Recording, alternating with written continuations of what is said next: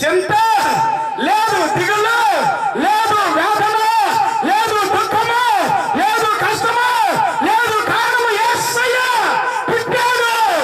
భూమి మీదే కాదు, గుండెలో పుట్టాడు. హల్లెలూయా. గుండెలో యేసయ్య పుడితే చింత ఉండదు. యేసయ్య గుండెలో లేకపోతేనే చింత. నా గుండెలో ఎప్పుడైతే వాక్యం సమృద్ధిగా ఉండదు, అందుకే అపోస్తలుడు పౌలు అంటాడు, వాక్యము గుండెలో సమృద్ధిగా ఉండాలి, హృదయంలో సమృద్ధిగా ఉండాలి. చింత ఉండదు.